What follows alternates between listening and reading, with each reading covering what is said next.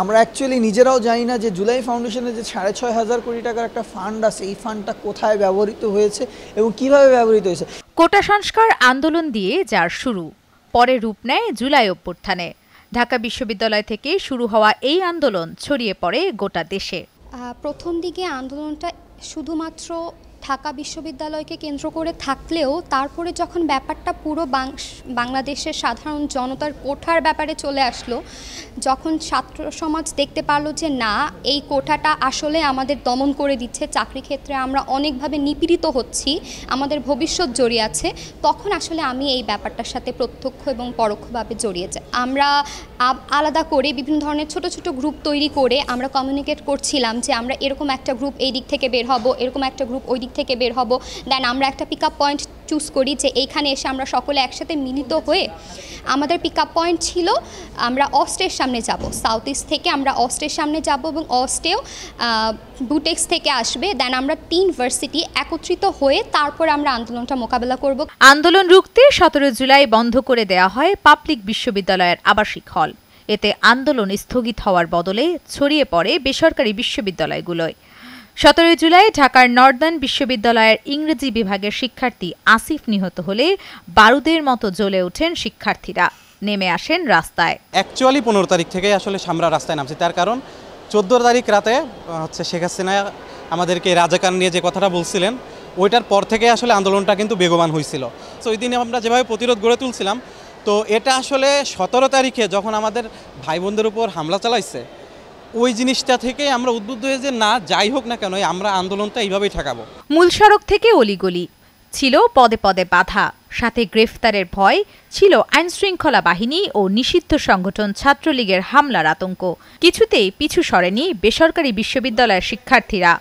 সড়কে গুলির সামনে বুক পেতে দাঁড়ান তারা, প্রতিবাদে থাকেন অনড়, কারফিউ উপেক্ষা করে চালিয়ে যান আন্দোলন। তখন আমার কাছে প্রথমে অনেক খারাপ লাগছিল, অন্য আপুরাও বলছে আমরাও কিছু করতে পারছি না।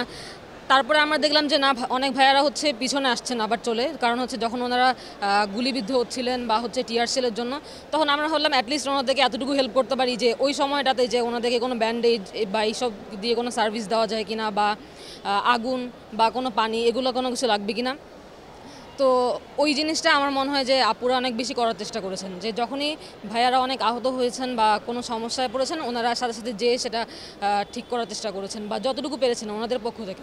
আমাদের সবচেয়ে বড় আক্ষেপের জায়গা এটা যে হচ্ছে আমরা একসাথে যুদ্ধ করলাম, বাট আমাদের কোন ভাইগুলো শহীদ হলো, আমাদের কোন ভাইগুলো কোন অবস্থায় আছে, এই জিনিসটা তারা কেউ খোঁজ খবর নাই। এই জিনিসটা আমাকে সবচেয়ে বেশি হার্ট করে। শাহবাগে যখন মিছিলগুলো হচ্ছিল, তো তখন আমার কাছে মনে হয়েছে যে না, যেই টপিক নিয়ে আন্দোলন হচ্ছে এই আন্দোলনটা লজিক্যাল, সো আমি তখন থেকেই যুক্ত হই। তারপর এটা শুধুমাত্র একটা ছাত্র আন্দোলন ছিল, তারপর যখন ছাত্রদের উপর নৃশংসভাবে হামলা করা হলো, তখন আমার কাছে মনে হইল যে এই আন্দোলনটা এখানে সীমাবদ্ধ থাকবে না, এই আন্দোলনটা আরও বড় আকারে রূপ নিবে। সো আমরাও ওইভাবে নামলাম। তো এইখানে যে ব্যাপারটা হয়েছে, একটা ছোট একটা আন্দোলন এই যে গণ আন্দোলনের রূপ নিল, এই যে ছোট আন্দোলন থেকে গণ আন্দোলনের ট্রানজিশন, এই ট্রানজিশনে প্রাইভেট ইউনিভার্সিটি শিক্ষার্থীরাই সবচেয়ে বেশি কাজ করছে। সেদিন হয়তো এই করিডোরেই সূচনা হয়েছিল অগ্নিস্ফুলিঙ্গের। অবাক বিস্ময়ে বিশ্ব দেখেছিল গণ অভ্যুত্থানে সাউথ ইস্ট বিশ্ববিদ্যালয়ের শিক্ষার্থীদের তেজস্ক্রিয় প্রতিবাদ। বুক চিতিয়ে সেদিন গুলির মুখে দাঁড়িয়েছিল হাজারো কচি মুখ, নির্দয়ের মতো নির্বিচারে যাদের লক্ষ্য করে চেয়েছিল গুলি ও টিয়ারশেল। দেখুন, 18 তারিখের পর থেকে, মূলত 16 তারিখের পর থেকে প্রাইভেট বিশ্ববিদ্যালয়ে মূলত আন্দোলনের স্পিরিটটা ধরে রাখে। কিন্তু আমরা দেখি ভাই, আমাদের সাউথ ইস্ট বিশ্ববিদ্যালয়ে 4 জন শহীদ হইল, কিন্তু কোনো উপদেষ্টার মুখে কিংবা কোনো ইভেন তো প্রধান উপদেষ্টা, সাংস্কৃতিক উপদেষ্টা এবং আমাদের যারা পক্ষ হয়ে উপদেষ্টা হলো, তাদের মুখেও আমাদের 4 জন বিশ্ববিদ্যালয়ের শহীদের একজনের নামটা আমরা শুনতে পাইনি। আমরা আশাহত। আমরা বলতেছি না যে প্রাইভেট বিশ্ববিদ্যালয়ে ভূমিকা নিয়ে আমরা অনেক বেশি অবদান এক্সপেক্ট করতেছি, কিন্তু আমরা অন্ততপক্ষে এতটুকু ডিজার্ভ করতে পারি যে আমাদের শহীদদেরকে অন্ততপক্ষে ন্যূনতম সম্মানটুকু দেখানো হবে। নাবিস্কো থেকে কিছু ছাত্রলীগের ওখানে কিছু ছাত্রলীগের ছেলেরা এসে আমাদের দিকে ওরা অ্যাটাক করে, ইট পাটকেল ছুঁড়ে মারে। তো এদিকে কিছু আমাদের ভার্সিটির সামনে কিছু অফিস থাকে, তো এখানে যে গ্লাসগুলো আছে এগুলো ফেটে যায়। তো ভার্সিটি ক্যাম্পাসের ভিতরে, আমাদের ক্যাম্পাসের ভিতরেও মারে। আমরা তখন ক্যাম্পাসের ভিতরে, কারণ আমরা নামছি হচ্ছে আন্দোলন করার জন্য, তাদেরকে মারার জন্য না। আমরা আমাদের দাবি নিয়ে নামছি, কিন্তু তারা আমাদের মারতে আসছে।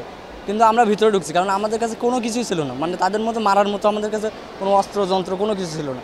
পরে ওরা যখন ইটগুলো মারছে তখন আমরা কী করবো, তখন আমরা হচ্ছে নিরুপায় হয়ে তখন আমরা বের হয়েছি ওই ইটগুলো নিয়ে বা ওই পাটকেলগুলো নিয়ে, ওরা যেগুলো মারছে আমরা ওইগুলো নিয়ে আমরা তাড়া করছি। সেদিন বেসরকারি বিশ্ববিদ্যালয়ের শিক্ষার্থীরা নিজেদের চিনিয়েছিল নতুন করে, লিখেছিল নতুন ইতিহাস। তাদের সেই ত্যাগ বাংলাদেশের আপামর জনতাকে দিয়েছিল নতুন করে বাঁচার আশা। অ্যাকচুয়ালি জুলাইয়ের পরবর্তীতে আমরা যেই এক্সপেকটেশনটা রেখেছিলাম গভর্নমেন্ট বা আমরা যেরকম একটা চেঞ্জ আনবো বা যেই জিনিসটা আনবো ভেবেছিলাম, অ্যাকচুয়ালি আমরা সেই ধরনের কোনো চেঞ্জ বা কোনো কিছু দেখতে পাচ্ছি। এর প্রধান কয়েকটা কারণ যদি আপনি দেখেন তার মধ্যে অন্যতম একটা কারণ হলো জুলাইয়ের পরে অনেকগুলো সংগঠন হয়েছে জুলাইয়ের আহত এবং শহীদদের হেল্প করার জন্য। আপনি যদি দেখেন যে জুলাই স্মৃতি ফাউন্ডেশন হয়েছে, জুলাই স্মৃতি ফাউন্ডেশন এতগুলো ফান্ডগুলো কোথায়? আমাদের শহীদদের ফ্যামিলিরা কেন এখন পর্যন্ত আপনার কোনো ধরনের প্রপার সাহায্য কেন পাচ্ছে না? তাদের কেন ঈদের দিন তাদের খাবারের অভাব হচ্ছে? আমাদের সাউথ ইস্ট বিশ্ববিদ্যালয়ে আপনারা জানেন যে 4 জন শহীদ হয়েছে, তার মধ্যে আমি একজনের কথাই বললাম, তার ঈদের দিন তার খাবার, তারা মানে সামান্য যে খাবার সেই খাবারটা নাই। এই কষ্ট যদি আমরা মানে ফিল করি, এই কষ্টগুলো যদি আমরা মনে করি তাহলে আমাদের জুলাইটাকে মনে হয় বৃথা। আমাদের সাউথ ইস্ট বিশ্ববিদ্যালয়ের 4 জন শিক্ষার্থী শহীদ হয়েছে, তার মধ্যে একজনের কথাই বললাম, রাকিব হাসান, যিনি বরিশালে বাড়ি। ঈদের দিন তার ফ্যামিলির সাথে ঈদের আগের দিন আমরা কথা বলে জানতে পারি তাদের ফ্যামিলিতে খাবারের পরিমাণটা পর্যন্ত নাই, ঈদের খাবারটা। এর থেকে কষ্ট যখন এই কথাটা শুনতে পাই তখন এর থেকে কষ্ট। বেশ কয়েক বছর ধরে বিভিন্ন আন্দোলনে রাজপথে সরব ছিলেন বেসরকারি বিশ্ববিদ্যালয়ের শিক্ষার্থীরা। জুলাই অভ্যুত্থানের মেরুদণ্ড ছিলেন তারাই। শিক্ষার্থীরা বলছেন, ভবিষ্যতে যে কোনো অন্যায় অবিচারে তারা আবারও নামবেন রাজপথে নির্ভীক চিত্তে। নামিরা আহমেদ, চ্যানেল 9।